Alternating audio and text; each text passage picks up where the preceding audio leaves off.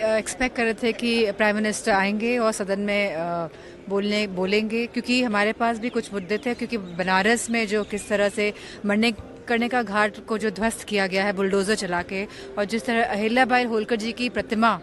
को खंडित किया गया, तो हमें अपनी बात भी कहनी थी प्राइम मिनिस्टर से। तो हम उम्मीद कर रहे थे वो आएंगे, लेकिन वो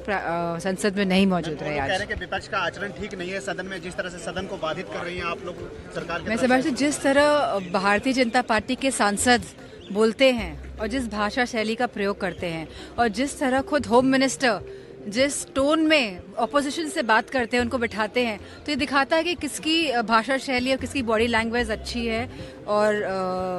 मैं समझती हूँ कि आज हम लोग जिस मुद्दे के साथ संसद में सब लोग इकट्ठा हुए थे, हम चाहते थे कि प्राइम मिनिस्टर आए, क्योंकि एलओपी को भी उनको बुक देनी थी। जिस तरह स्पीकर ने कहा कि ये बुक प्रकाशित नहीं हुई है, लेकिन बुक प्रकाशित है, उनके हाथ में थी। हमको भी पोस्टर बैनर्स लेके हम आए थे कि अहिल्याबाई होलकर जी की जो प्रतिमा खंडित की गई है, हमें वो भी उनको प्रेजेंट करना था, दिखाना था कि उनके संसदीय क्षेत्र में किस तरह मणिकर्णिका का घाट को ध्वस्त किया गया है, किस तरह अहिल्याबाई होलकर जी की प्रतिमा को ध्वस्त किया गया है। Thank you. ये बहुत ही इम्पोर्टेंट मुद्दा है, क्योंकि एसआईआर की प्रक्रिया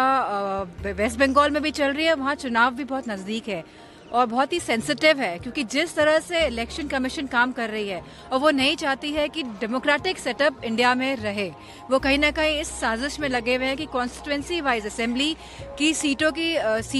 असेंबली सीट्स में एक एक गिन कर किस तरह वोट कम किए जाएं, किस तरह विपक्षी दलों को या सत्ताधारी जो पार्टी स्टेट्स में है उनको हराया जाए। तो इस मंशा से Bharatiya Janata party election commission के साथ मिलकर जो काम कर रही है, तो मैं समझती हूँ कि इस पे इलेक्शन कमीशन, हम भी समाजवादी पार्टी भी अगर जरूरत पड़ेगी तो